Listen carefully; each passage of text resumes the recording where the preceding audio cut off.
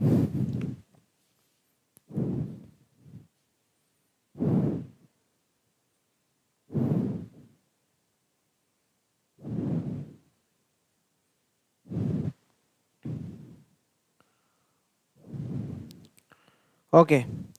Again हम लोग live हैं दोस्तों, है ना। कुछ नेट इश्यू की वजह से वो चीज़ हो गई थी, तो अभी मुझे लग रहा है हम लोग लाइव हैं फिर से।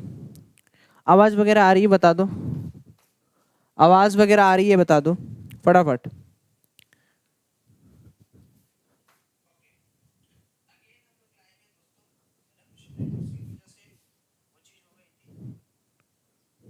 चलो तो मैं ये लिंक जो है वो फटाफट डाल दे रहा हूँ सब जगह।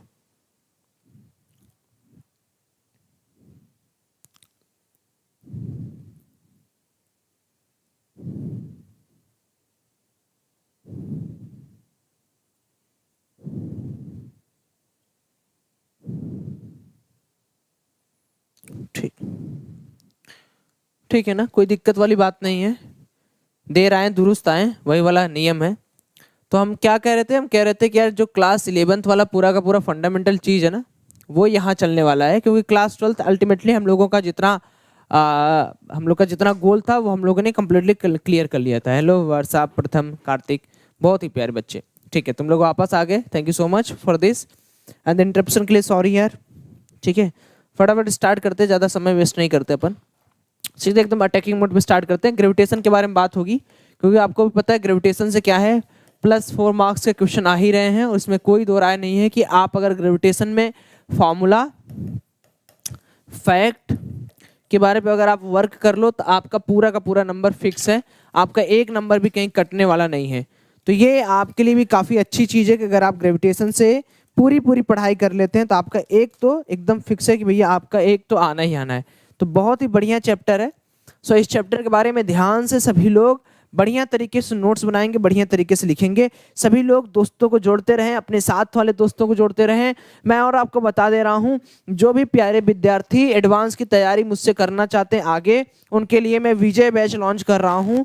विजय 2021 वालों के लिए 4 महीने का बैच है और ये बैच आपका प्लस पर ही आएगा।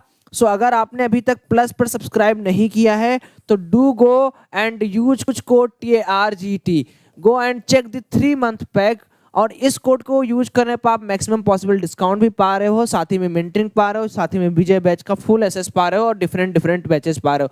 सभी बच्चों को जो जो यहाँ सुपर जे पे हैं, सभी लोग, you can't afford 3 month pack, just take it for 1 month and take maximum reward examination, scholarship examination on an academy itself, so that आपको वहां से coins मिले और आप उसको एज अ कंटिन्यू करते रहो। बट आपको प्लस पर किसी भी तरह आना है, इट्स योर गारंटी कि भैया मैं कैसे भी प्लस पे आ जाऊंगा, ये आपकी चिंता है और सारे बच्चे इस चिंता को समझेंगे।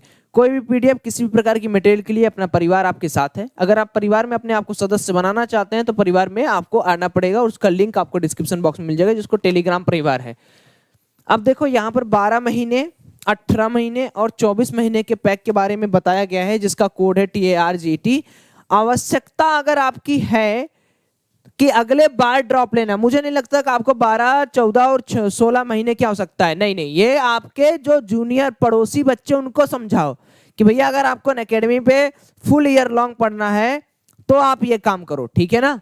आइकॉनिक में आपको पर्सनल मेंटोर मिल जाता है, ये भी देखो एक मस्त चीज है। अगर आपको लगे कि 6 महीना सौरभ भैया पर्सनल मेंटोर के साथ पढ़ना है तो इसमें 6 महीने वाला पैक भी अवेलेबल है। तुम जाओ ना प्लस पे, वहां पे जाना, ये कोड यूज करना, और सुनो ये कोड यूज करने के बाद डू वन थिंग, एब्सोल्युटली एक चीज जरूर करना, just mail your receipt to JEEPREP so that I can cross check कि हाँ भाई तुमने मेंटोरशिप ली है या नहीं ली आइकॉनिक की, ठीक है। ओके, कुछ बैचेज है मार्च के महीने में, संजीवनी, ग्लेडिएटर, अर्ली शिखर 2.0 बैच, पराक्रम बैच, अर्ली नर्चर बैच, जिनके डेट आपके सामने लिखे गए हैं। आप इन डेट्स को जरा ध्यान से देखिए, मैं तब तक जूम आउट कर दे रहा हूं, थोड़ा सा और आपको अच्छी तरीके से दिखे। अब फाइन है, ठीक है। तो ये बैचेज है जो आपके लिए काफी इंपॉर्टेंट है, जिसमें आप इनरोल हो सकते हैं सेल्फ में, ठीक है। और यूसैट एक एग्जाम है यार, जिसके बारे में सबसे पहले तो जान जाओ, जितने भी आपके पड़ोसी लोग हैं ना उनको बता दो, क्योंकि आप तो देखो क्लास 10th 11th में हो नहीं, लेकिन आपके पड़ोसी जो हैं, जो शर्मा जी वर्मा जी हैं ना, उनको बताओ कि अंकल जी ऐसा करिए, छठुआ का ना क्लास 10th और 11th का एग्जाम दिलाइए, अनअकैडमी स्कॉलरशिप एडमिशन टेस्ट, देखते हैं कितना स्कॉलरशिप मार्क लाता है। बहुत आ सकते हैं आदित्य अगर आपने उसे फॉलो किया है। अब इसमें मजेदार चीज क्या है यार ना, आप प्रिपरेशन चेक करो, ऑल इंडिया रैंक पाओ, स्कॉलरशिप पाओ। रैंक 1 को 100, रैंक 2 से 6 को 75, रैंक 7 से 16 को 50 और 17 से 200 10%। ये फ्लैट डिस्काउंट है, ठीक है ना, फ्लैट डिस्काउंट है जो आप ले सकते हो।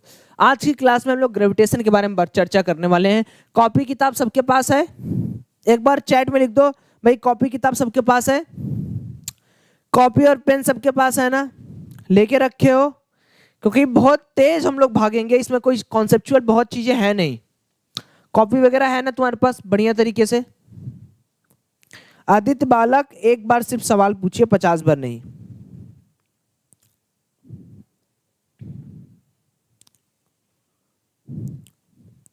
चलो बहुत बढ़िया, आगे चलते हैं। ये गुड्डू जी की करामत है, ये गुड्डू जी हैं। अब गुड्डू जी को क्या मजा मिला इसमें वो आज तक मैं नहीं जान पाता हूं। ठीक है, चलो आगे चलते हैं। सबसे पहले है न्यूटन्स लॉज ऑफ ग्रेविटेशन। तो ग्रेविटेशन या कह दो न्यूटन जी ने बैठे थे और यहाँ पे सेब गिरता है उनके ऊपर, वही वाली कहानी यहाँ पर है। तो हुआ क्या है कि न्यूटन्स लॉज ऑफ ग्रेविटेशन ने ये बताया कि अगर मान लीजिए दो मासेस हैं, मान लीजिए मास 1 है और मास 2 है, ये है ना, अगर ये दोनों किसी डिस्टेंस r पर सेपरेटेड हैं, न्यूटन ने देखा कि इनके ऊपर जो फोर्स लग रहा होगा वो हमेशा अट्रैक्शन का फोर्स होगा। पहली बात ये याद रखो, अनलेस अगर आपने ग्रेविटेशन की जगह कोलम्बिक फोर्स बोला होता, तो रिपल्सन अट्रैक्शन दोनों होता है यहाँ पर। चूंकि यहाँ पर मासेस के बारे में बात हो रहा है, बहुत तेज चलूंगा, थोड़ा सा कॉपरेट करना, ठीक है ना, थोड़ा सा कॉपरेट करना ध्यान से। इन्होंने बोला कि Fg डायरेक्टली प्रोपोर्शनल होगा प्रोडक्ट ऑफ मासेस के, और बोला कि जो Fg होगा वो यूनिवर्सली प्रोपोर्शनल होगा, इनवर्स स्क्वायर लॉ इसको बोलते हैं, इसको फॉलो करेगा। इन दोनों इक्वेशन को इन्होंने मिला दिया तो Fg आया, F ग्रेविटेशन आया directly proportional to m1 m2 divided by r square. अब फिजिक्स का फंडामेंटल क्या चीज है कि अगर कोई प्रोपोर्शनलिटी कांस्टेंट उसे हटाना पड़ेगा, उसके लिए प्रोपोर्शनलिटी कांस्टेंट घुसाना पड़ेगा, और वो प्रोपोर्शनल कांस्टेंट एक्सपेरिमेंटल होना चाहिए, कोई बाहर ही नहीं होना चाहिए, डायमेंशंस बराबर करने और बैलेंस करने वाले होने चाहिए, LHS और RHS की वैल्यू सेम होनी चाहिए। फिर यहाँ पर एक ग्रेविटेशन कांस्टेंट आया Fg is equal to capital G m1 m2 by r square. इस कैपिटल G का नाम दिया जाता है यूनिवर्सल ग्रेविटेशनल कांस्टेंट। क्या क्या बोल रहा हूँ ध्यान से समझते चलो। This force is only attractive in nature, ये केवल और केवल अट्रैक्टिव इन नेचर हो सकता है, रिपल्सिव की कोई बात नहीं, क्योंकि मास एक दूसरे को खींच रहे हैं, भेज नहीं रहे, कोई यहाँ पे प्लस माइनस या माइनस प्लस का रिपल्सन वाला काम नहीं है। अनलाइक लाइक चार्जेस या अनलाइक और लाइक मासेस नाम की कोई चीज यहाँ एग्जिस्ट नहीं करती, पूरी दुनिया में कोई चीज एग्जिस्ट नहीं करती, इसलिए जो यहाँ पे लिखा है वो लिख लो, है ना। थोड़ा तेज चल रहा हूँ बेटा, क्योंकि इसमें कोई दिक्कत नहीं है। अगर कोई कॉन्सेप्ट रहता तो मैं आपको कहता कि मैं खुद धीरे चलूंगा, इसीलिए थोड़ा सा आप समझो इसको। ये जो ग्रेविटेशन कांस्टेंट होता है इसको हम लोग बोलते हैं जी। जी का नाम होता है यूनिवर्सल ग्रेविटेशन कांस्टेंट। मैग्नीट्यूड और यूनिट देखिए, जी की जो यूनिट होती है वो होती है 6.672 10 की power -11 newton metre square upon kg square. क्योंकि अगर मैं जी को लिखूंगा तो Fg क्रॉस r स्क्वायर बटे m1 m2 हो जाएगा, तो newton metre square by kg square. Dimensions formula देख लीजिए, होता है m-1 LT t के पावर -2। याद रहना चाहिए आपके दिमाग में हमेशा, बार बार अगर ना याद हो, सिंपल बात है, G इज इक्वल टू है भैया F into R square by m1 m2, खत्म कहानी। फोर्स का तो पता है MLT-1 इंटू आर का L square upon m1 m2, m square हो गया कितना m-1 L के क्यूब t के पावर -2। आसान परिभाषा है, आसान डेफिनेशन है, आसान सारी चीजें हैं। इस चीज को पहले आप एक बार तुरंत स्क्रीनशॉट ले लो जल्दी। हिमांशु बहुत बढ़िया, तुम बस सपोर्ट करते जाओ फास्ट पढ़ाने का, है ना। ऐसा कुछ नहीं होगा कि हम लोग कॉन्सेप्ट नहीं सीखेंगे भाई। अगर तुम्हारे दिमाग में ये है कि भैया फास्ट का मतलब कॉन्सेप्ट हम लोग भूल जाएंगे, जस्ट एक मिनट मुझे कैमरा थोड़ा सा सही कर लेने दो। अगर आपके दिमाग में ये चल रहा है कि सौरभ भैया फास्ट मतलब होता है कि हम लोग कॉन्सेप्ट थोड़ा बहुत इधर उधर करेंगे, ऐसा कुछ नहीं है। जहां मुझे लगेगा कि आपको थोड़ा सा स्लो करना है, मैं वहां पे स्लो कर दूंगा, ठीक है। आप बस साथ देते चलो, हाँ ठीक है। नोट्स मिलेंगे आगे। पॉइंट्स क्या क्या नोट करना है ग्रेविटेशनल फोर्स के लिए, बाबू ध्यान से समझना। आजकल ना जेईमेन थोड़ा सा सनक गया है, इसलिए अगर पॉइंट्स नहीं याद है, मैं इतना एग्जॉस्ट थ्योरी मटेरियल क्यों बनवा रहा हूं गुड्डू से, क्योंकि मुझे पता है अगर मैं एग्जॉस्ट थ्योरी मटेरियल बनवाऊंगा तो फिर तुम फंस जाओगे एग्जाम में जाके। ये क्या हो गया, कहां से दाग धब्बे निकल।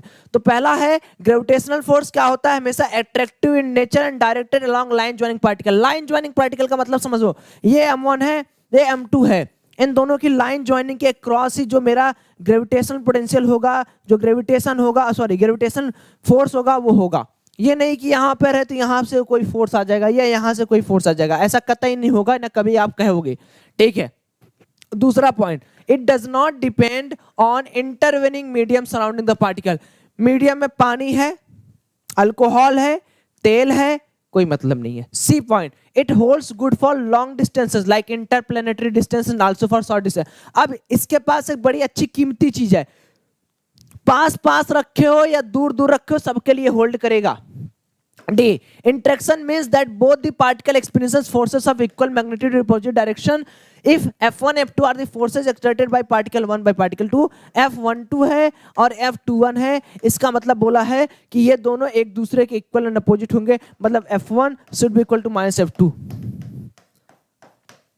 अब ये दोनों अलग अलग बॉडी पे रख रहे हैं तो एक फायदा और हो गया कि एक्शन रिएक्शन फोर्सेस के नाम से भी कहलाएंगे। ये भी एक चीज प्यारी है, इसे नोट डाउन कर ले। मैं देख पा रहा हूं कि 87 बच्चे देख रहे हैं अपन को और अभी तक किसी ने भी अटेंडेंस नहीं दिया है। भाई ये तो गलत चीज है। अगर आप बच्चों आते हो वीडियो पे तो आपके लिए हम क्या मांगते हैं आपसे, हम मांगते हैं आपसे आपका अटेंडेंस। आप अटेंडेंस दो, आप जिस रफ्तार में कहोगे, जो कंटेंट कहोगे वो कंटेंट आपको मिलेगा। आप जेई मेन लेवल का कंटेंट कहोगे वो मिलेगा, आप जेई एडवांस लेवल का कंटेंट कहोगे वो मिलेगा। और एक बहुत बड़ा अनाउंसमेंट करने वाला हूं मैं, सारे बच्चे ध्यान से समझ लें। बहुत बड़ा अनाउंसमेंट ये हमारे लिए भी है, आपके लिए भी ये है कि 14 को 14 तारीख के मार्च को सुबह 10 बजे से, सुबह 10 AM से लेकर रात को 10 PM तक आपकी सिर्फ और सिर्फ फिजिक्स की क्लास चलेगी सुपर जेई पे। और ये क्लास रहेगी complete class 12th NCERT physics. यानी आपके सामने एनसीईआरटी की रीडिंग की जाएगी, एनसीईआरटी की प्रो रीडिंग आपके सामने की जाएगी। हम रहेंगे और शिवेंदु सर रहेंगे। यानी ये क्लासेस मैं भी लूंगा प्लस शिवेंदु सर भी लेंगे, है ना। और ये स्लॉट बना रहेगा, जैसे इलेक्ट्रोस्टैटिक्स मैं ले लूंगा, करंट इलेक्ट्रिसिटी शिवेंदु सर, फिर मैग्नेटिज्म में magnetic due to earth Shivendu sir, फिर ईएमआई में एसी शिवेंदु सर, ऐसे स्लॉट बने रहेंगे। तो आपका ये रिस्पॉन्सिबिलिटी है कि एनसीईआरटी की इस प्रो रीडिंग, और रीडिंग किस तरह की होगी वो मैं बता दे रहा हूं। हम पहले ही एनसीईआरटी के किताबों को हम, मतलब जो मेरा है, जैसे मुझे कैपेसिटर पढ़ा, आपको मुझे इलेक्ट्रोस्टैटिक्स पढ़ाना है और मुझे आपको ईएमआई पढ़ाना है, एसी पढ़ाना, पूरा मॉडर्न मुझे ही आपको पढ़ाना है ना, मैं ही आपको पढ़ाऊंगा मॉडर्न, और रे ऑप्टिक्स शिवेंदु सर आपको पढ़ाएंगे। तो हम लोग क्या करेंगे, पहले ही एनसीईआरटी में जो हमारे पास पीडीएफ होती है, एनसीईआरटी की ऑफिशियल पीडीएफ, उसमें हम पहले ही ब्रैकेट और हाइलाइटर 2 मेथड यूज करेंगे, ताकि आप जब यहां पर देखोगे आपको कोई चीज खोजनी नहीं पड़े कि भैया कहाँ पॉइंट है, कौन सा इंपॉर्टेंट है, कहाँ पैरामैग्नेटिज्म के बारे में बात किया गया, कहाँ हिस्टैरिसीस लूप के बारे में बात किया गया है। ये चीज आपको मजा आए, ठीक है ना। और समझो ये चीज आपकी यूट्यूब प्लेटफॉर्म पे होगी, यानी 14 मार्च को @सुपर जेई चैनल पर। तो मैं चाहता हूं कि तुम सभी लोग रात तक देखोगे तो एक स्ट्रीम बन जाएगा, रात तक स्ट्रीम बन जाएगा इसी चैनल पे। तुम सभी लोग को लेके आओ, है ना। बहुत अच्छी तरीके से सेशन करेंगे। थकाव मुझे भी नहीं होगा, शिवेंदु सर को भी नहीं होगा, क्योंकि हम लोग रेस्ट भी बीच बीच में लेंगे। अलग अलग लोग अलग अलग टॉपिक्स पढ़ा रहे हैं तो काफी अच्छा रेस्ट भी मिल जाएगा। और एक बहुत बड़ा एक ऐतिहासिक पल होगा हमारे लिए, आपके लिए, कि पूरी फिजिक्स क्लास 12th की बच्चों के लिए रीड करके रख दी जाएगी। जो भी बच्चा बोर्ड की एग्जाम तैयारी करेगा, जो जेई कंपटीशन कोई भी एग्जाम तैयारी करे, उसके लिए एक एनसीईआरटी बढ़िया तरीके से एक वीडियो में पूरा का पूरा पैकेज आ जाएगा, ठीक है ना। बहुत बढ़िया धासु, ठीक है। चलो, तो यहां तक की सारी चीजें क्लियर हो गई। और इस बार बता दे रहा हूं, ग्रेविटेशन से हर पेपर में 2-2 क्वेश्चंस आए हैं, 2-3 2-3। तो ग्रेविटेशन की क्लास पूरी देख के जाना, 1.5 घंटे की क्लास है। आगे अब ग्रेविटेशन कैसा फोर्स है जनाब? ग्रेविटेशन है आपका कंजर्वेटिव टाइप का फोर्स। ये बहुत इंपॉर्टेंट चीज है समझने के लिए। कंजर्वेटिव फोर्स कितने लोगों को पता है? कंजर्वेटिव फोर्स मतलब अगर मान लो ये ए है, ये बी है, ये इनिशियल है, ये फाइनल है, तो इस तरह के फोर्सेस जो केवल इनिशियल और फाइनल पॉइंट पर डिपेंड करते हैं, कभी भी नेचर ऑफ पाथ पे डिपेंड नहीं करते, उन्हें कंजर्वेटिव फोर्स कहा जाता है। कंजर्वेटिव फोर्स द्वारा किसी भी क्लोज लूप में किया गया वर्क डन 0 होता है। ये केवल और केवल इनिशियल और फाइनल पोजीशन पे डिपेंड करता है। कोई भी क्लोज पाथ होगा, वर्क डन 0 होगा। F, if particle 1 is acted on by a particle n, say that n force F1 exerted on it must be equal to vector sum of forces due to surrounding। कुछ नहीं, अगर आपके पास मान लो कोई F1 वाला बंदा बैठा हुआ है या मास 1 है, उसके ऊपर डिफरेंट जगह से उस पर फोर्सेस लगने लगे, तो वो क्या होगा? सबका समेशन होगा, इसका उसका इसका इसका, कपल वाला, जैसे प्रिंसिपल और सुपरपोजिशन के बारे में हम लोगों ने बात किया था। ठीक है ना? यहां पर देखो लिखा हुआ है, इसको आप यहां लिख लेना, प्रिंसिपल ऑफ सुपर पोजिशन। मतलब अगर मान लो ये M1 है, ये M2 है, ये M3 है, तो ऐसा है कि ये हो जाएगा F equal to G M1 by M2 R square. इसको पड़ोसी से कोई मतलब नहीं है, इसको पड़ोसी से कोई मतलब नहीं है। ये हो जाएगा F G equal to G M2 M3 by R square. इसको इससे कोई मतलब, इसको इन दोनों से कोई खास मतलब नहीं है। जैसे कॉम्बिनेशन रहेगा उसी तरह का हम लोग स्टेप आगे लेते चलेंगे, ये चीज याद रखना। क्वेश्चन नंबर 1 सारे प्यारे बच्चे करेंगे। You have only 2 minute. 2:48 हो रहा है, 2:50 पे मुझे जवाब दो, 2:50 PM पर मुझे जवाब दो। सारे बच्चे करेंगे।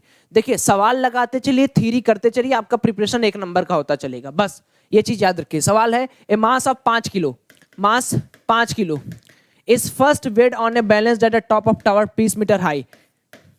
ये टावर है जिसकी हाइट 20 मीटर है, पहले यहां पर इसको नापी गई है। The mass is then suspended from a fine wire of 20 metre long and reweighed. अब क्या गया, इसी को सस्पेंड कर दिया गया, कितने से? 20 मीटर लॉन्ग वायर से, और इसको रीवेड किया गया, नहीं यानी री मापा गया। ठीक है ना? आपको बताना find the difference in weight. सारे बच्चे ध्यान से करेंगे, ऐसे क्वेश्चंस ना चुटकियों में बनने चाहिए।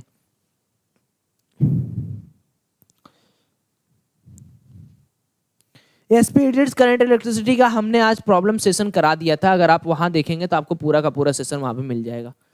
अगर आप वहां देखते हैं तो, आपने शायद देखा नहीं होगा, तो एक बार नजर डाल लीजिएगा, वहां पे मिल जाएगा आपको।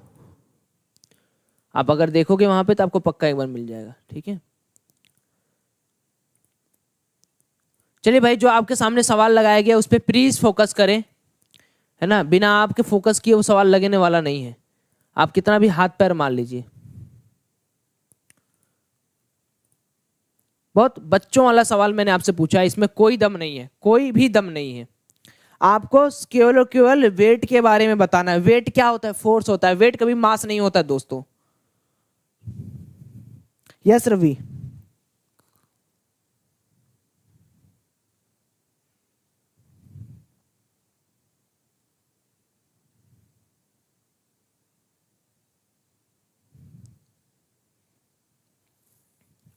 Okay, you have no time left. So भूल जाओ सब कुछ, आपसे क्या बोला गया क्या नहीं बोला गया, सब कुछ भूल जाओ। आपको क्या दिया गया पहले ये समझो। आपको दिया क्या गया है कि यार एक मास है 5 किलो का, जिसको सबसे पहले 20 मीटर हाइट पर हमने चढ़ के नापा था, है ना? अब भाई हमने चढ़ के नाप दिया, अब जो भी हमारे पास आएगा उसके बारे में हम बात करेंगे। हमारे पास क्या है कि हमें पता है कि पहला जो शुरुआती फोर्स होता है उसका वैल्यू है G equal to M1 M2 by R square. ये हमने पढ़ा है। अब यहां पर दिया है कि जो मास ऑफ अर्थ है उसकी वैल्यू ये है, और जो रेडियस ऑफ अर्थ है उसकी वैल्यू ये है। हमें पहले ओरिजिनल फोर्सेस के बारे में बात करनी है, तो हम ओरिजिनल फोर्सेस के बारे में बात करेंगे। कितना हो जाएगा? 6.67 इंटू 10⁻11। अब बताइए पहला मास आपके सामने कितना दिया है? क्या ये 5 किलो दिया है? अच्छा, दूसरा मास किसका होगा? मास ऑफ अर्थ कितना दिया है? 6 × 10⁻24। ध्यान से करेंगे, सब कुछ आपके लिए इजी हो जाएगा। आर स्क्वायर की वैल्यू कितनी हो जाएगी? 6400 किलोमीटर है, तो 6400 किलोमीटर को हम किस में बदल रहे हैं? मीटर में का होल स्क्वायर। ये मेरे पास F1 आ गया, जिसको हम लोग ओरिजिनल बोल रहे हैं। अभी बात समझने की कोशिश करिएगा। अब हो क्या रहा है, अब इसी को हमने क्या किया, सस्पेंडेड कर दिया। आप मुझे ये सोच के बताओ, अगर मैंने इसको सस्पेंडेड कर दिया, सोचना जरा, सस्पेंडेड कर दिया तो क्या मेरे पास सरफेस ऑफ अर्थ तो सेम रहा? भाई आपने अर्थ पे ही जाके सस्पेंड किया होगा, कहीं और थोड़ी जाके सस्पेंड किया होगा, अपने अर्थ पे ही जाके सस्पेंड किया होगा। अब हमें पता है कि इस रूप में मेजर करने पे 5 किलो आया, इस रूप में मेजर करने पे 5 किलो आया। अब जब आपने उसको सस्पेंड कर दिया, सस्पेंड करने पे कोई भी चेंज आपको कभी भी नहीं दिखेगा, ठीक है ना। तो जब आपने उसको सस्पेंड कर दिया तो सस्पेंड करने पर भी सेम वैल्यू आप एक्सर्ट करेंगे 10⁻11 into 5 into 6 into 10⁻24 divided by 6400 गुणे 10⁻3 का होल स्क्वायर। क्योंकि भैया हमको पता है कि जब भी हम लोग कोई भी चीज सस्पेंड करें तो हम लोग सरफेस ऑफ अर्थ पर हैं। तो जब आप सरफेस ऑफ अर्थ पे हैं तो ऐसा मुमकिन ही नहीं है कि आप करेंगे तो थोड़ा बहुत वेट का इधर उधर खत्म हो गया, फिर वेट इधर उधर जाएगा। ये चीज आपके सामने दी गई है, ये चीज आपको हमेशा से याद होनी चाहिए।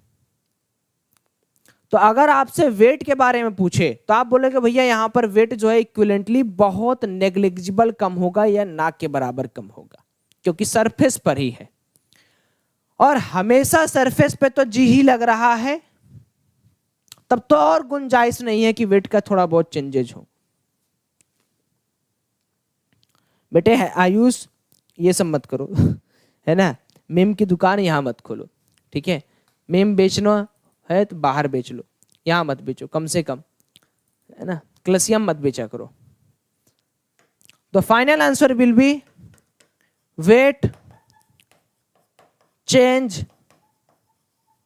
Will be approximately 0।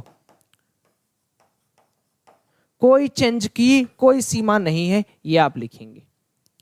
सेकंड चीज ग्रेविटेशनल फील्ड। अब ग्रेविटेशनल फील्ड का मतलब क्या हो गया, कोई भी अगर आपके सामने इस तरह का मास रखा हुआ है कंबाइंड, मान लो m1 m2, तो पक्की बात है कि ये कुछ ना कुछ परिधि बना रहे होंगे और इस परिधि के अंदर अगर कोई और मास आएगा तो वो उनके क्या करेगा, फील्ड में आ जाएगा, जिसको हम लोग इंटेंसिटी के नाम से भी जानते हैं। वही सेम चीज यहां लिखी गई है कि the space surrounding a particle where any other particle experience a gravitational force is known as gravitational field. और ग्रेविटेशनल फील्ड क्या होता है, एक वेक्टर फील्ड होता है, एक वेक्टर क्वांटिटी होती है। अब जब हम लोग ग्रेविटेशनल फील्ड के बारे में बात कर लिए कि भाई तुम्हारी परिधि कितनी है, तुम्हारी परिसीमा कितनी है ना, तो अगर कोई भी मास रखा गया है तो इसके ऊपर फोर्स लग रहा होगा Fg m1m2/r²। अब तुम्हें क्या करना है, मान लो इसका जो परिधि है यानी इसका जो इंटेंसिटी है वो इतने दूर है, मेरा हाथ है मैं घुमा रहा हूं, मेरी जहां तक सीमा है, अगर आप उसके बाहर हो तो आपके गाल पे थप्पड़ नहीं पड़ेगा, ऐसे ही आप अंदर आओगे पक्का पड़ेगा। वही सेम चीज है कि अगर कोई पॉइंट मास हम इसके अंदर लाना चाह रहे हैं तो जब हम कोई पॉइंट मास इसके अंदर लाएंगे पक्की बात है कि यहां तक तो कुछ नहीं फर्क पड़ेगा, लेकिन जैसे ही इस वाले पॉइंट पे आप टच करोगे उसी समय आपकी जो ग्रेविटेशनल फील्ड जिसको ई के नाम से जानते हैं इसकी वैल्यू हो जाएगी F/m0। कितने प्यारे बच्चों को ये चीज कहीं ना कहीं रिलेट हो रही है इलेक्ट्रोस्टैटिक्स से, सभी लोग को रिलेट हो रही है। सोचो सोचो देखो, निशांत बोला R+H होगा ना भैया, भाई बेटे सरफेस के ऊपर थोड़ी गया है, जब तक आप अर्थ सरफेस पे हो तब तक आप R पे हो, जैसे आप ऊपर गए आप R+H पे हो, याद रखिएगा। तो ग्रेविटेशनल फील्ड स्ट्रेंथ को हम लोग बोलते हैं G = Fg/m, और कभी कभी इसको Eg के नाम से भी डिनोट किया जाता है, जिसको ग्रेविटेशनल फील्ड इंटेंसिटी बोलते हैं, जिसकी वैल्यू होती है Fg/m। ये दो आप याद रखना। दूसरी चीज, ग्रेविटेशनल फील्ड स्ट्रेंथ को हम लोग gravitational force per unit mass के रूप में डिसाइड करते हैं।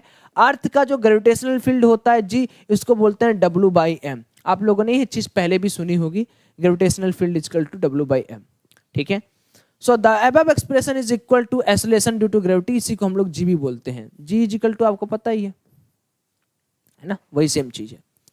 अब कुछ बातें, पहली बात, gravitational field strength at a point on the earth is equal to acceleration due to gravity at that point. इसका यूनिट न्यूटन पर केजी होता है और डायमेंशन m0L_t-2 होता है। दूसरी चीज, चूंकि जो g है आपका वो कांस्टेंट रहता है किसी भी फिक्स पॉइंट के लिए, तो it does not change with time. So gravitational field क्या होगा, स्टेशनरी होगा या फिर स्टैटिक फील्ड होगा उस पर्टिकुलर समय के लिए। जब तक g की वैल्यू आप कांस्टेंट मानते हो तब तक के लिए आपका जो भी फील्ड है वो कितना रहेगा, वो स्टेशनरी रहेगा। आगे नाउ अब मेरे पास कुछ और चीजें हैं, जैसे अगर मान लीजिए पहला पॉइंट मैं आपसे बोलूं कि हमें पाना है we want to find g due to mass m at point p।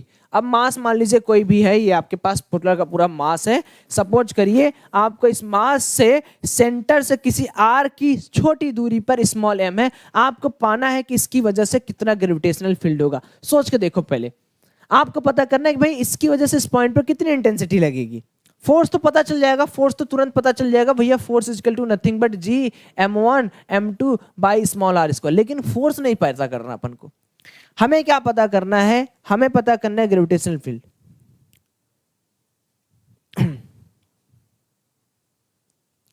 यार मुझे नहीं समझ में आता है कि ये इतने बच्चे एक ही सवाल क्यों पूछते हैं।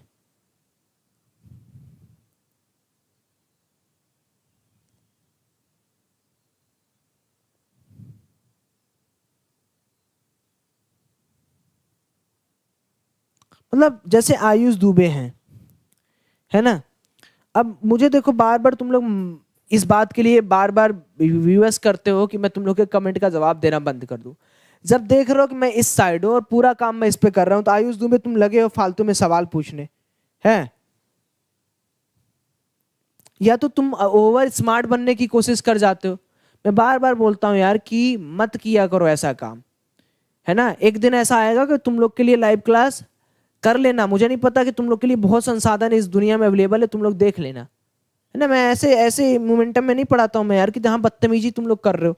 जब मैं एक बार बोल दिया कि जब मैं बात करूं तब बात किया करो, जब मैं क्लास लूं तो उसको नोट किया करो, लेकिन लगोगे वही बदतमीजी वाला इस दिखाने। 50 बार एक ही डाउट पूछते हो गधे कहीं के, ऐसे 95% आएगा तुम्हारा कि तुम मुझसे 50 बार एक ही डाउट पूछो तुम्हारे 95% आ जाएंगे।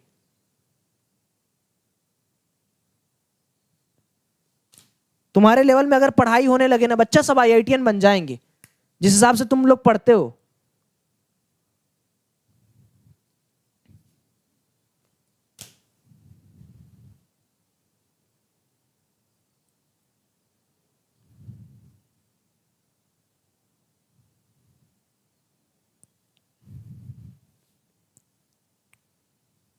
चलिए आगे चलते हैं।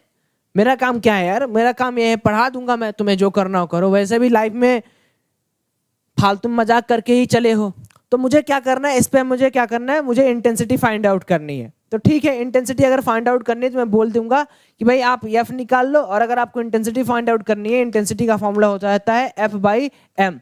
अब आपको ये चीज समझनी पड़ेगी यार कि ये जो है इस पूरे के पूरे बंदे की वजह से आपको इस पॉइंट पे इलेक्ट्रिक फील्ड चाहिए, तो इस वाले मास का कोई कोई कोई भी रोल नहीं रहेगा।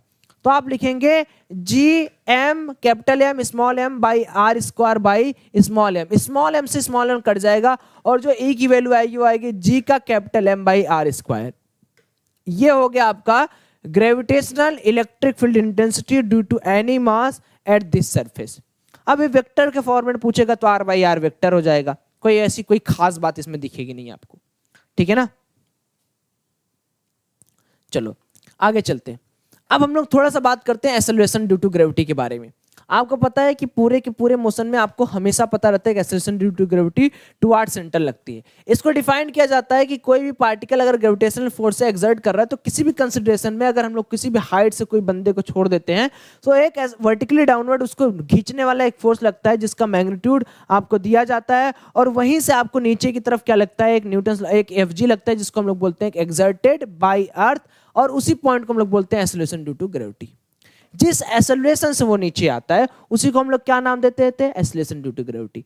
Fg की वैल्यू होती है Gmm by R square. Newton का सेकंड लॉ ये बोलता है कि ये जो फोर्स है ये टोटल मास इनटू एक्सेलरेशन के बराबर होना चाहिए। इन दोनों को मिक्स करते हैं तो ए की वैल्यू Fg बाई m आती है, यानी ए की value Gm by R square आती है। याद रखना, जो बच्चे क्लास 11th वाले रहते हैं उनके लिए डेरिवेशन पॉइंट ऑफ व्यू से बहुत इंपॉर्टेंट है। आपके क्लास 11th के सिलेबस में ये रहता है डेरिवेशन पॉइंट ऑफ व्यू से।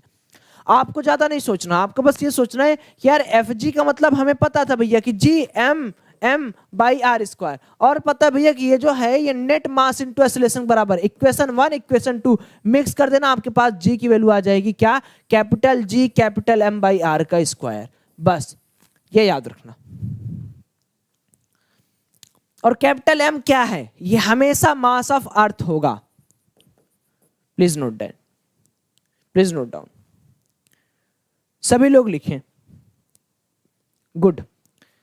जी की वैल्यू बता चुका हूं, मास की वैल्यू मास ऑफ अर्थ के बराबर होगा, आर की value equatorial radius of earth के बराबर होगा, आर क्या होगा डिस्टेंस ऑफ सेंटर अर्थ और पार्टिकल के बीच में। अब अगर पार्टिकल बहुत क्लोज है अर्थ सरफेस के तो आर की वैल्यू आर प्लस एच तो होती है, लेकिन ज्यादा क्लोज होने पर रेडियस के बराबर हो जाती है।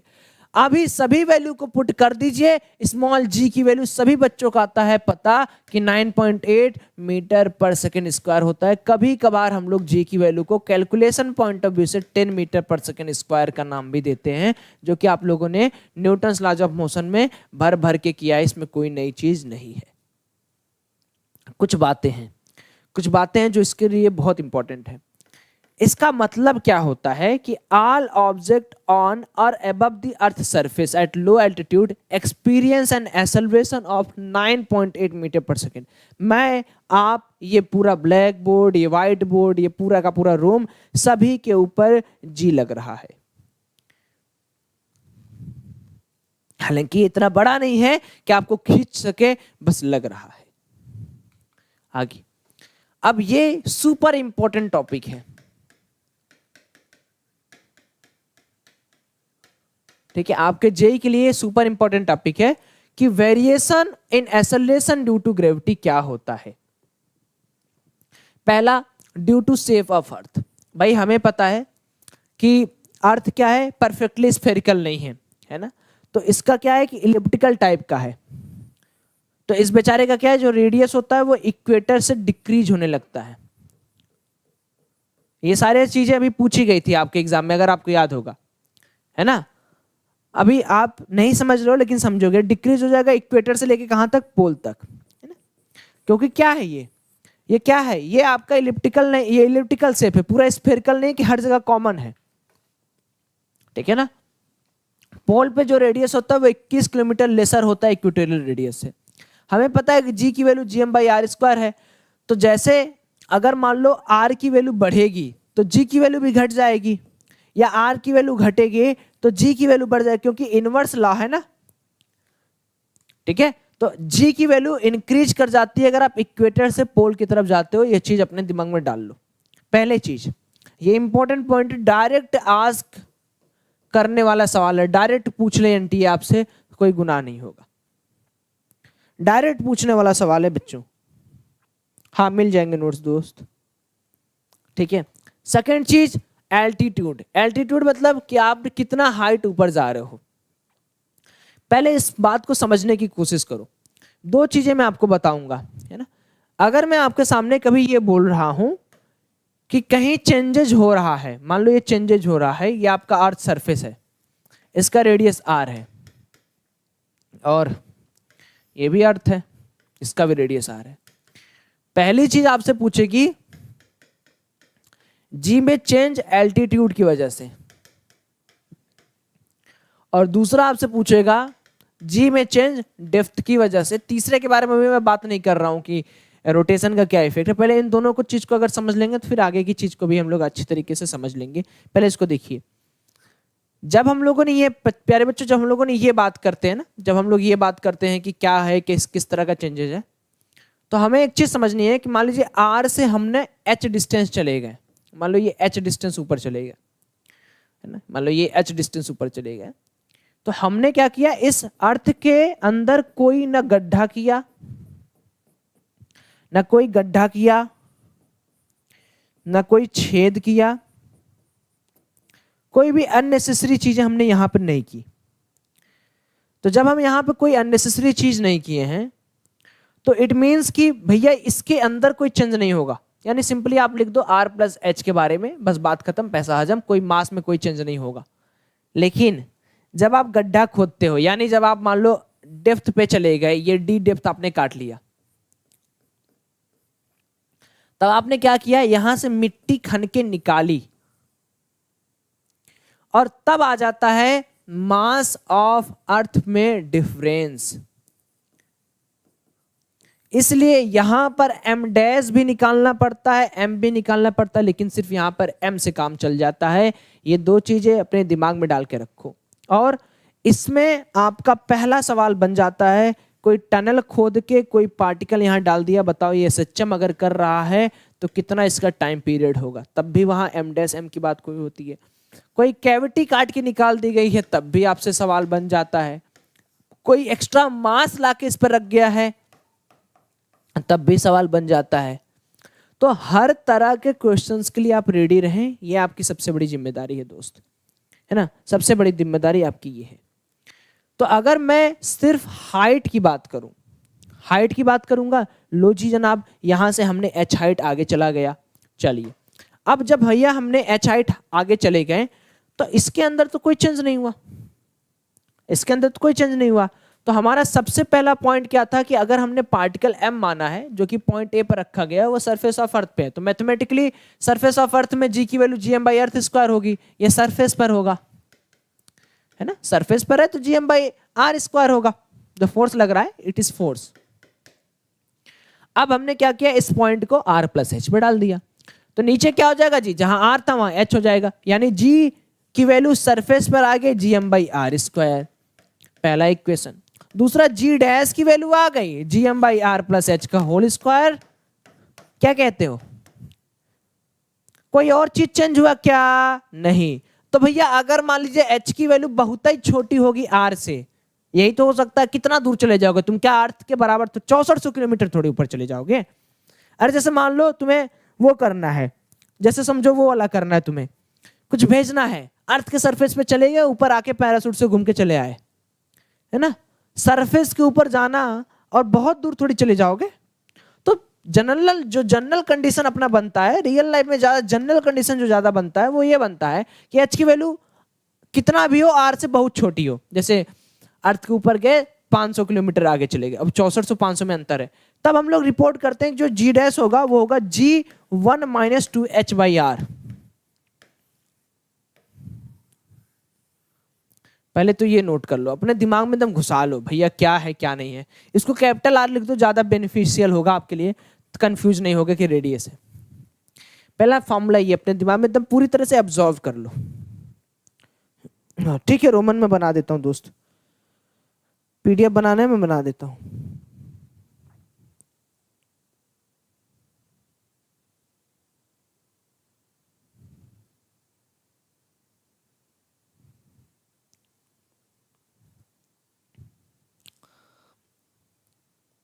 ठीक है, मैं बना देता हूं मुकुल, उसको बता दो, मैं बना दूंगा। ठीक है, पहली चीज क्लियर हो गई। अब डेप्थ है। अब मैंने डेप्थ में क्या बोला था दोस्त, डेप्थ में अगर तुम गए तो तुम्हें एक छिद्र करना पड़ेगा, यानी तुम्हें कुछ ना कुछ मिट्टी बाहर डिग करके निकालनी पड़ेगी और इसकी वजह से आपको मास में चेंज मिलेगा। अभी मेरी बात समझना ध्यान से, पहले जो जी था, पहले सरफेस पे जी था, वो कितना था, जी सरफेस पे था भैया gm बाई आर का स्क्वायर, था या नहीं था जी सरफेस पे। अब बताओ क्या ये मास ऐसे ही रहेगा क्या अगर हम लोग जी डेप्थ के बारे में बात करें, नहीं रहेगा, खोद के निकाल दिया। तो इस m डैश की वैल्यू कितनी आएगी भाई, जितना आपने बाहर निकाल दिया टोटल में से आप सब्ट्रैक्ट कर दो, जितना आपने बाहर खोद के निकाल दिया है, तो जो m डैश है वो कितना हो जाएगा भाई, इसका डेंसिटी कुछ होगा, इस वॉल्यूम के क्रॉस कितना डिवाइड होगा, वो होगा रो।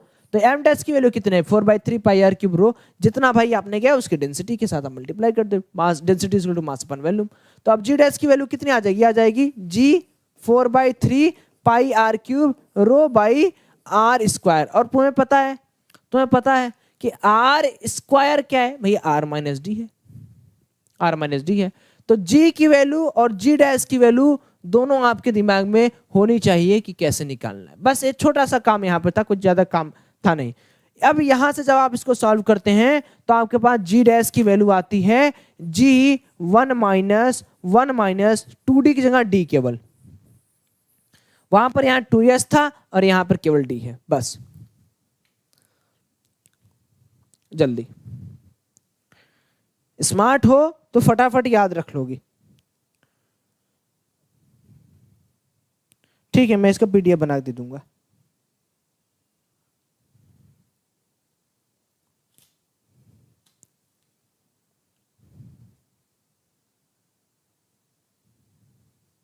क्या कहते हो?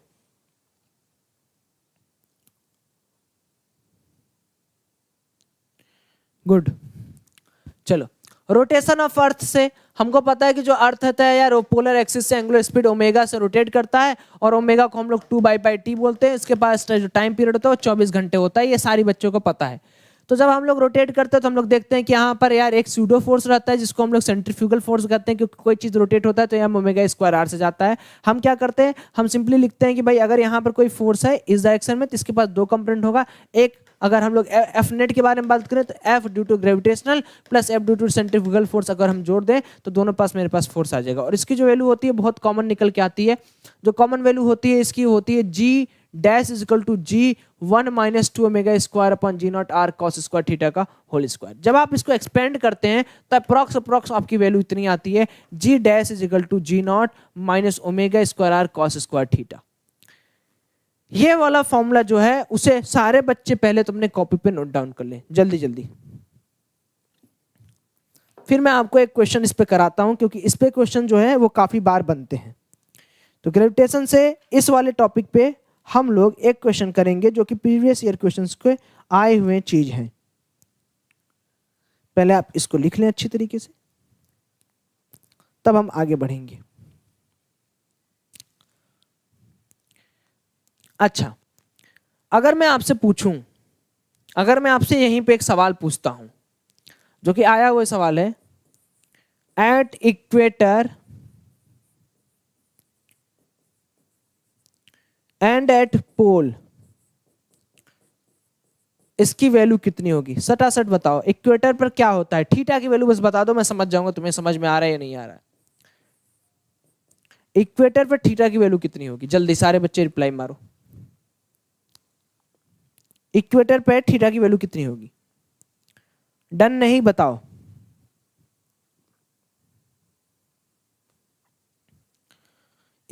मुकुल, अंशु, क्रोटो गेमिंग, संखा, सारे बच्चे बताएंगे इक्वेटर पर थीटा की वैल्यू कितनी होगी।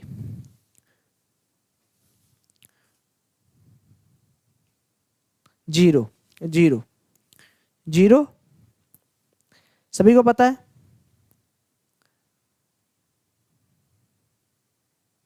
अभी मैंने ये चीज बताई भी थी यार। इक्वेटर पर जीरो होता है, पोल पर कितना होता है? 90 डिग्री होता है ना? तो यहां पर जो वैल्यू आ जाएगी g dash is equal to g naught आ जाएगा, और यहां पर जो वैल्यू आ जाएगी वो आएगी g dash is equal to g naught minus omega square r. ये दो काफी इंपॉर्टेंट थिंग है जो हमें याद रखना चाहिए। वैसे बहुत बार आए हुए हैं जेईई में क्वेश्चन, एक दो बार नहीं, बहुत बार आए हुए हैं। अगर आपको लग रहा है भैया एक ही बार आया है तो आपकी गलत फहमी है। आगे, वर्क डन कितना होता है अगर कोई ग्रेविटेशनल फील्ड है? भाई एकदम इलेक्ट्रोस्टैटिक्स का 2 कॉपी है। वर्क डन होता है F external into D S, और उसी से हम लोग निकालते हैं कि अगर हम लोग को कोई भी ऐसा मिल रहा है जो कॉन्टिन्यूअस डिस्ट्रीब्यूशन में है या किसी ना किसी पॉइंट से फिक्स होकर बदल रहा है, तो डब्ल्यू एक्सटर्नल होता है integration of D W external. भाई सिंपली आप इंटीग्रेट कर दोगे, इंटीग्रेट करने में आप फोर्स की वैल्यू रखोगे जी m1 m2 by are square. तो जो फोर्स की वैल्यू रखने से और ds की वैल्यू रखने से जो वर्क निकल के आएगा उसी को हम लोग बोलते हैं डब्ल्यू एक्सटर्नल, और इसकी वैल्यू आती है minus G m by R. अब समझो, इसी वर्क को क्वेश्चन आपसे चेंज इन काइनेटिक एनर्जी के बारे में पूछेगा, यानी आपसे समझेगा वो कि आप वर्क एनर्जी थ्योरम लगाएं। तब आप क्या करेंगे? Work done by external plus work done by internal plus work done by other forces को जोड़ देंगे। ग्रेविटेशनल के अंदर जितने भी रहेंगे इसको बैलेंस कर देंगे, हाफ का एम वी फाइनल का स्क्वायर माइनस हाफ का एम का वी का इनिशियल स्क्वायर। ये आपका अप्रोच होना चाहिए, ठीक है। अब कोई भी पार्टिकल को अगर हम लोग इनफाइनाइट से किसी पॉइंट पे लेके आ रहे हैं तब भी वर्क लगेगा, उसको बोलते हैं were done by gravity from bringing a positive unit charge from unit mass from infinite to that point is known as were done. इसी को पोटेंशियल के फॉर्म में भी बोल सकते हैं, बोलो हाँ या ना? इसी को पोटेंशियल के फॉर्म में बोल सकते हैं। पोटेंशियल क्या हो जाता है? WG, यही माइनस ऑफ डेल्टा यू के बराबर होता है। अब भैया आप किसी पॉइंट आर से इनफाइनाइट पे ला रहे हो तो जो वर्क डन होगा वो होगा माइनस का यू आर माइनस का इनफाइनाइट। जब आप इस चीज को पुट करोगे तो यू आर की वैल्यू माइनस का G M M by r आ जाएगा। मतलब इसी में आपको क्या करना है, इसी को समझना है कि डेल्टा यू के बराबर है। कोई नई चीज, कोई नई परेशानी नहीं है। दो मास सिस्टम रहेगा तो यू आर की value minus G M M by R रहेगी, जो स्टैटिक कंडीशन में होता है। अगर मान लो एक मास यहाँ रखा है, एक मास यहाँ रखा है, इसकी वैल्यू m1 है, m2 है, इनके बीच में जो पॉइंट है वो r है, तो u की वैल्यू हो जाएगी माइनस का जी m1 m2 बाई आर। कोई नई चीज, कोई नई बात इसमें नहीं है। आगे एक क्वेश्चन आपके लिए बहुत इंपॉर्टेंट है, और अगर आप देखें तो जेईई मेन में इसी तरह का बेस्ड करके एक सवाल भी आया हुआ था। आपके पास 2 मिनट का समय दे रहा हूं, यानी 3:19 पर हम आपसे इसका सवाल का जवाब मांगेंगे।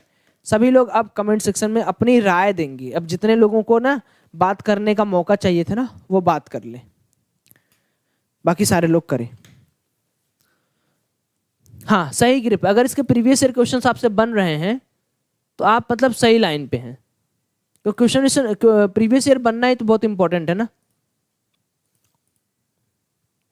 अगर प्रीवियस ईयर बन जा रहा है तब तो बहुत वेल एंड गुड है। चलो, जितनी जल्दी इसको करोगे यार उतनी जल्दी मैं इसको खत्म करूंगा ना। समझ पा रहे हो भैया? अगर हाँ, कब से क्लास चल रहा है? क्लास तो 2:15 से चल रहा है शायद, थोड़ा आज लेट हो गया था, नेट भी एक बार ब्रेक हो गया था।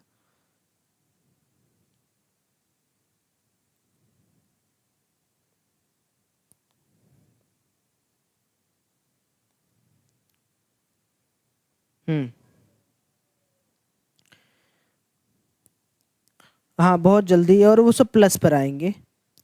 एक हम लोग ईयर लॉन्ग बैच यहाँ भी लॉन्च करेंगे, बट अभी आप लोग केवल जेईई एडवांस पर वर्क करो।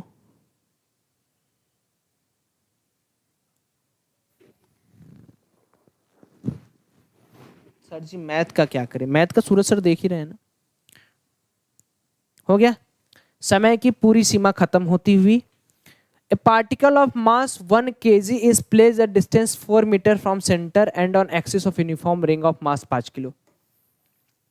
ये रिंग है प्यारे बच्चों। देखो, मैं आपको फिर से वही बात बोलूंगा, आप ये चीज समझने की कोशिश करो कि कोई भी क्वेश्चन कितना भी हार्ड या कितना भी इजी हो, आपका अगर कॉन्सेप्ट बढ़िया है, अगर आपका कॉन्सेप्ट बढ़िया तो आप कर ले जाओगे। कुछ नहीं है आपके दिमाग में तब भी। A particle of mass 1 kg is placed at a distance of 4 metre from centre and on axis of ring.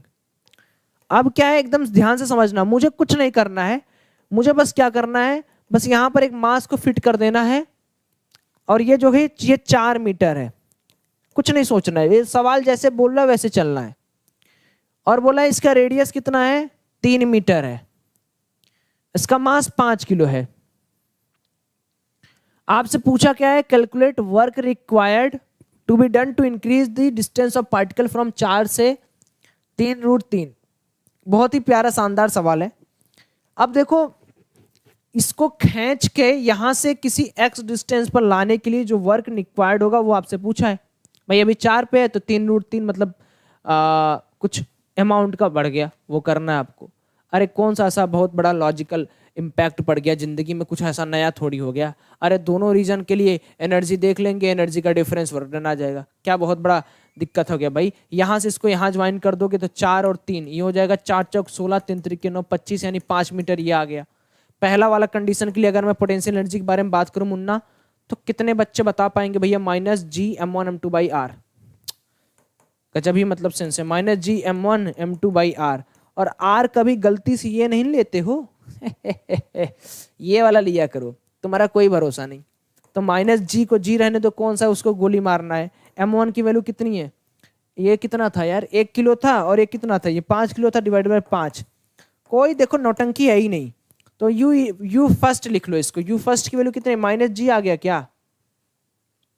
अच्छा, अभी क्या करना है, अब इसको भूल के यहां पे आ जाओ, और ये नीचे वाला डिस्टेंस कितना हो गया? 3√3 से बढ़ गया।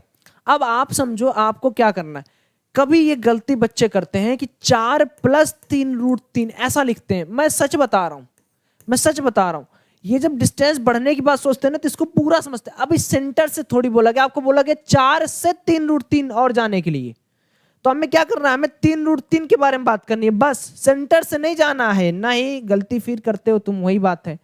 तो नया डायग्राम किस तरह बनेगा, ये होगा 3√3, ये तुम्हारा 3, ये 3, तो कितना आ जाएगा, 3 त्रिक 9, 3 त्रिक 9, 9 त्रिक 27, नहीं 3 त्रिक 9, 9 त्रिक 27 और 3 त्रिक 9, कितना हो गया 13, 6 36, 6 हो गया, यानी ये वाला डिस्टेंस 6 आ गया। तो निकालो u equal to -g, g को g ही रहने दो, 1 गुणते 5/6, ये हो गया माइनस का 5/6g, यानी मेरे पास एक फाइनली आ गया -5/6g, एक मेरे पास -g। हमें क्या निकलना, वर्क क्या होता है, minus change in potential energy, -5/6 minus का g, क्या है यार, -5/6g प्लस का g, 1g, तो यह कितना हो जाएगा 5/6 ना, तो 6 में से 5 गए, 1g/6, यही तो आ रहा है आंसर, g/6, और पॉजिटिव में आ रहा है, पॉजिटिव में मतलब प्रतिशत प्लस में है, पॉजिटिव मतलब प्लस में है, प्लस। कितने नए शेरों को समझ में आ गया और कितने नए चीतों को नहीं आया, थक तो नहीं गए ना, थक गए क्या, कई लोग पढ़ नहीं पाते हैं। कितने नए चीतों को समझ में आ गया, जी कर दो, जी अगर समझ में आ गया तो जी लिख दो, जी सर समझ में आ गया। चलो, बहुत ही शानदार सवाल था, ऐतिहासिक सवाल था। अब देखो ग्रेविटेशनल पोटेंशियल क्या होता है, u इजिकल टू माइनस का ए से B f gradient divided G R. जैसे अभी आपने ये पढ़ा था ना du/dr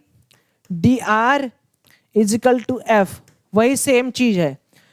कह तो रहा हूं, जो आपने पढ़ाई अभी तक कर ली है वो काफी है, जो आपने पढ़ाई करी वो काफी है आपको कोई चीज समझने में। अब ग्रेविटेशनल पोटेंशियल यही है,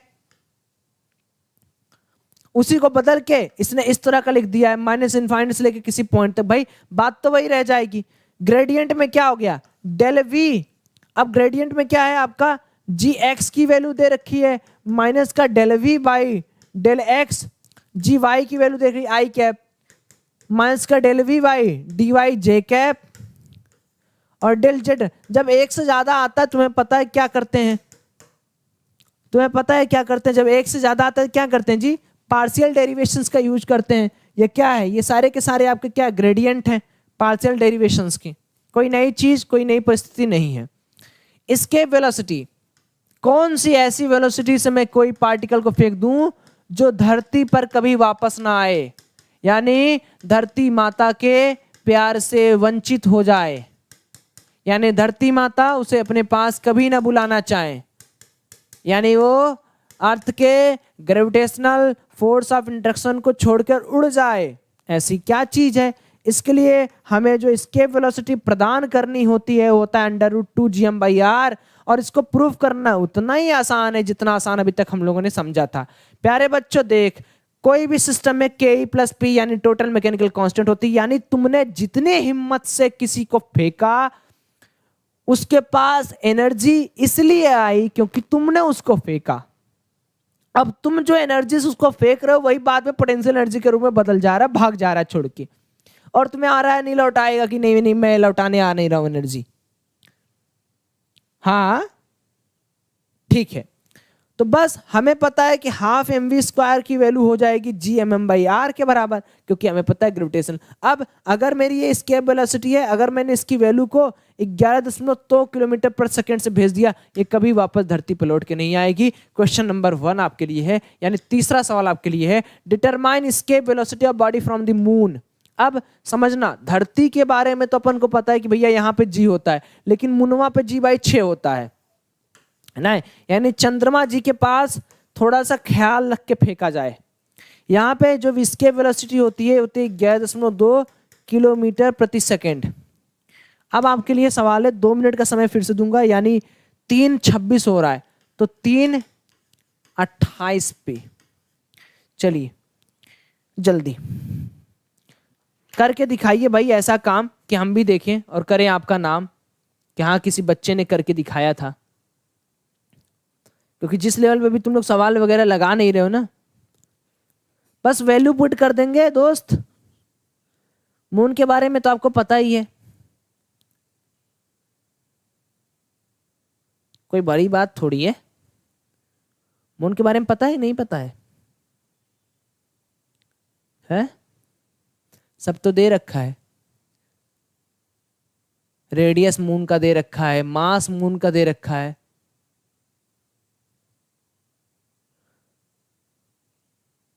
और ये आपको पता है कि एटमॉस्फेयर नहीं होता है, ऑक्सीजन नाइट्रोजन कार्बन कुछ नहीं होता है। और तुम्हें पता है कि अगर कभी भी ऑक्सीजन नाइट्रोजन कार्बन डाइऑक्साइड जैसे कुछ वाटर वगैरह का रूट मीन स्क्वायर हमेशा 0 डिग्री सेल्सियस पे 0 होता है ना। तो अगर कभी भी धरती पे, 1 मिनट और है, और भाई जितने ने अभी लोग अटेंडेंस नहीं दिया लाइक करके प्लीज।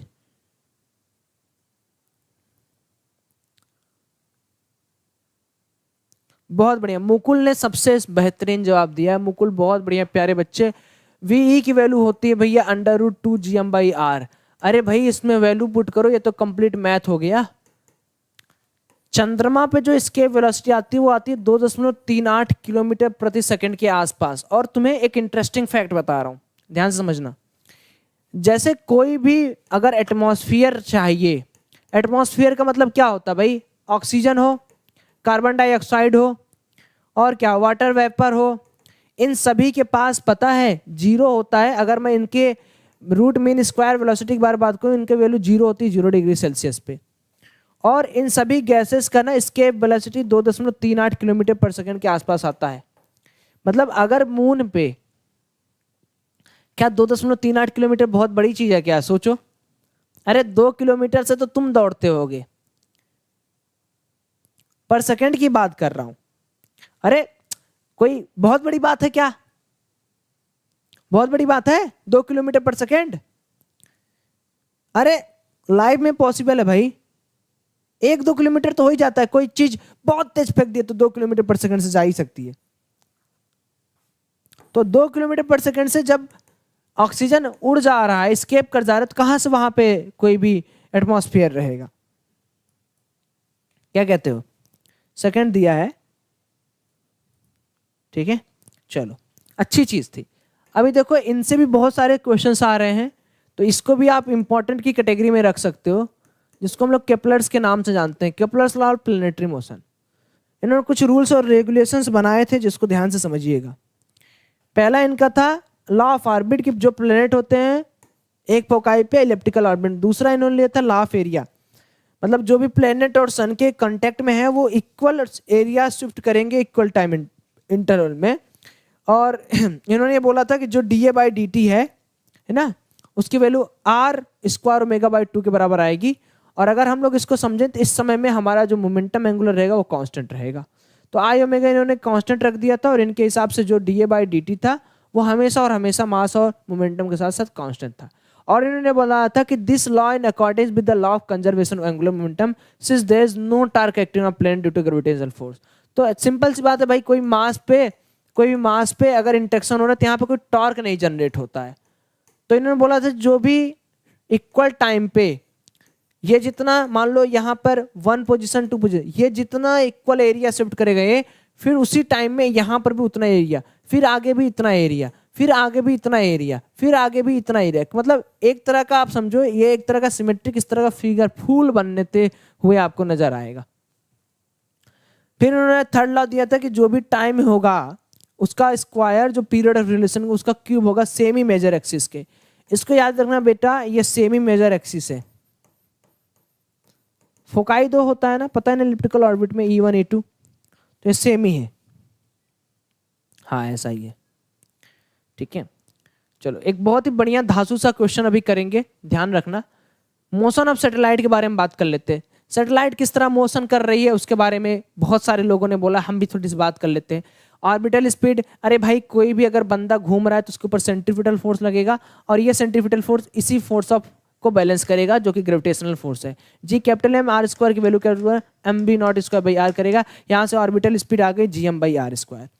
तो orbital speed G M by are होता है। अब तुमने किसी सैटेलाइट को आर एच डिस्टेंस आगे फेंक दिया है तो ये 1/h+r हो जाएगा। ये फॉर्मूला है। तो सैटेलाइट में होगा क्या भाई, हमें पता ऑर्बिटल की वैल्यू ये होती है G M by R.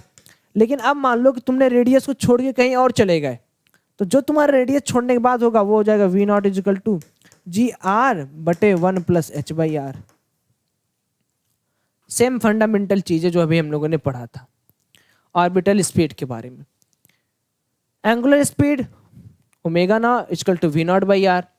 Put कर दो v की वैल्यू पे तो ओमेगा की वैल्यू आ जाएगी G M by R plus H का होल क्यूब।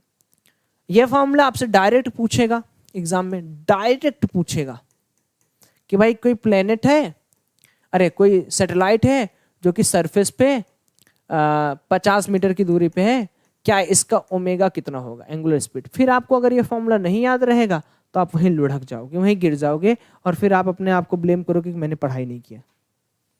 पारस बहुत बोरिंग चैप्टर है, पढ़ लो बस।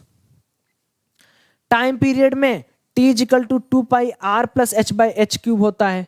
तो टाइम पीरियड को अगर तुम्हें ना समझ में आए इतना मत करो, t इजिकल टू 2π/ω, बस यही याद करके चले जाओ। ओमेगा की वैल्यू लाके यहाँ पे पुट कर देना, बस हो गया। पोटेंशियल एनर्जी 2 के लिए है तो G M M by are होता है, जो अभी हम लोगों ने बात किया था। काइनेटिक एनर्जी के बारे में बात होता है, हाफ एम बी स्क्वायर होता है। वी की वैल्यू पता है G M by are square, रख दोगे तो जी एम बाई 2r हो जाएगा। तो माइनस का G M M by are होता है और ये 2 G M M by are होता है। यानी अगर मैं पोटेंशियल एनर्जी और काइनेटिक एनर्जी मिला दूंगा तो टोटल एनर्जी आ जाएगा, उसकी वैल्यू होती है माइनस का G M M by 2r। तो एक बार लिख लो, एक जगह आप अपने अच्छी तरीके से लिख लो कि this is potential energy, this ऐसे लिख लो, P equal to minus G M M by r, K equal to plus का G M M by 2r। इन दोनों को जोड़ दोगे T इजिकल टू माइनस का G M M by 2r। यानी total energy minus of kinetic energy के बराबर होती है। ये चीज याद रखना, ठीक है।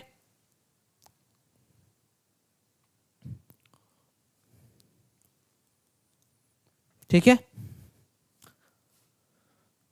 Since total energy is negative satellite is bound with earth gravitational field. इसी को कभी कभार हम लोग बाइंडिंग एनर्जी के नाम से भी जानते हैं।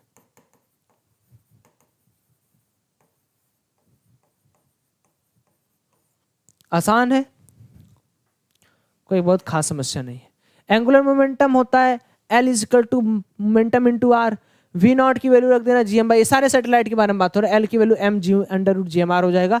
पहली चीज kinetic energy satellite is equal to magnitude of total kinetic energy half of potential. ये बात हमने बात कर लिया।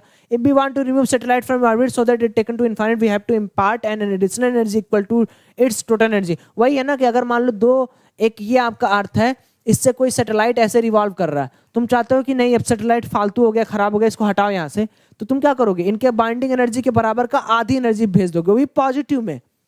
जैसे मान लो माइनस का बाइंडिंग एनर्जी से ये लोग बधे हैं, इनके बीच में प्यार मोहब्बत है, तुम क्या करोगे, उल्टा प्लस का बी भेज दोगे, यानी इनके बीच में शक पैदा कर दोगे, दोनों टूट जाएंगे।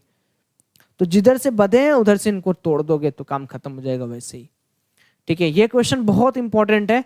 फटाक से 2 मिनट का समय दे रहा हूं, यानी 3:40, 3:35 और 3:36 पे ऐसा क्वेश्चन पक्का पक्का पूछा जा रहा है, इसलिए थोड़ा सा इस पे हम लोग रूटीन वर्क कर ले रहे हैं। वैसे है तो एक बच्चों वाला क्वेश्चन कि बच्चा बच्चा इसको कर लेगा, बट हम लोग रूटीन वर्क के तौर पे इसको देख लेते हैं, बस रूटीन वर्क कर रहे हैं, है ना। आपको क्या बोला है, 2 सैटेलाइट है जिनके मासेस का रेशियो है, मान लो m1/m2 है आपके पास, रेडियाई पूछा है, बस केवल रूटीन वर्क है ये। जल्दी नमन यार, तुमको तो मैं अच्छा लड़का समझता था, लेकिन तुम भी बहुत खराब बच्चे निकल गए यार। ये वाई वाई वाई वाई इतनी बार किए जा रहे हो। मैं सोचा तुम अच्छे बच्चे हो। इसको करो, यू हैव 1 मिनट लेफ्ट। अब कहाँ समय, कहाँ बचा, 3:36 तो हो ही गया। अरे भाई आपसे क्या बोला है, मासेस इतने हैं, the radii of the circular orbiter radius इतना, एनर्जी आपसे मैकेनिकल एनर्जी पूछा। अभी मैंने क्या बताया, एनर्जी क्या होती है, माइनस का 2 GMM बाई आर, यही तो बोला मैंने, सॉरी क्या लिख दिया, इज इक्वल टू माइनस का GMM बाई 2r, माइनस का यही तो बोला। अभी क्या करना है, अभी हमको इसका रेशियो निकालना है, तो E1/E2 कर दोगे तो बताओ R तो इनवर्स है, तो M1/M2 के साथ उल्टा हो जाएगा, यानी R2 ऊपर R1 नीचे। सॉल्व कर दो, M1/M2 कितना, 3/1 गुणते रेडियस कितना 4/1, मतलब 12:1 आ रहा है। रूटीन वर्क था बस, खत्म ग्रेविटेशन, खत्म, एंड समाप्त, फिनिश, टाटा बाय बाय। बस इससे ज्यादा आपके लिए ग्रेविटेशन में कुछ रखा या कुछ बचाया नहीं गया है। पूरा का पूरा ग्रेविटेशनल फील्ड हम लोगों ने इसको निपटा दिया। अब आपको क्या करना है, आपको विजय बैच में एनरोलमेंट करनी है, जो कि 18 तारीख से लॉन्च हो रहा है। विजय 2021 टोटल जेईई एडवांस का बैच होगा। अगर आपको लगे कि सौरभ भाई अभी मैं कंफर्टेबल नहीं हूं, तो आप जस्ट प्लस पर जाओ, प्लस पर जाके आप 1 मंथ का सब्सक्रिप्शन लो, ओनली 1 मंथ का, तब भी आपको समझ में आ जाएगा कि आगे कंटिन्यू करना है नहीं करना। कोड ये यूज कर लेना, टारगेट, ठीक है। जरूर से जरूर 18 तारीख से हम लोग को रोज 1-1 1.5 घंटे निकालना है एडवांस के लिए, ज्यादा समय नहीं, कम से कम 4 महीने अपन मोमेंटम बना के चलते तो रहें। क्या कहते हो, 4 महीने जो हम लोग की पढ़ाई है 4 मंथ, वो कम से कम अच्छे से मोमेंटम बना के चले, एडवांस के लिए थोड़ा थोड़ा थोड़ा थोड़ा प्रैक्टिस करते हुए चले। ऐसा लालच के लिए कुछ नहीं करना है कि नहीं भाई एडवांस के लिए पूरा टाइम डेडिकेट कर देना, ऐसा कुछ नहीं है। कम से कम इतना तो बन जाए कि भाई 4 महीने हम लोग इस विजय बैच के साथ थोड़ा थोड़ा करते हुए चलें, क्योंकि एडवांस की पढ़ाई में आपको रिपीटेड मोड में क्या क्या चीजें नहीं आ रही उसको देखना है। तो अगर तुम कहीं भी पढ़ रहे हो यार, ऐसा जरूरी नहीं है कि आप कहीं भी पढ़ रहे हो तो अनअकैडमी पे आप नहीं आ सकते, कहीं भी पढ़ो, आपको आना ही आना है, आज नहीं तो कल। तो आज अभी क्यों नहीं, ये कोड है TARGET, इस कोड को यूज कर लेना, आपका टारगेट हमारा टारगेट दोनों का सेम रहेगा। बस 4 महीने का कोर्स है, तो अभी या तो 3 महीने का लो या तो 1 महीने का लो, ठीक है। बाकी चलो, bye bye, thank you so much.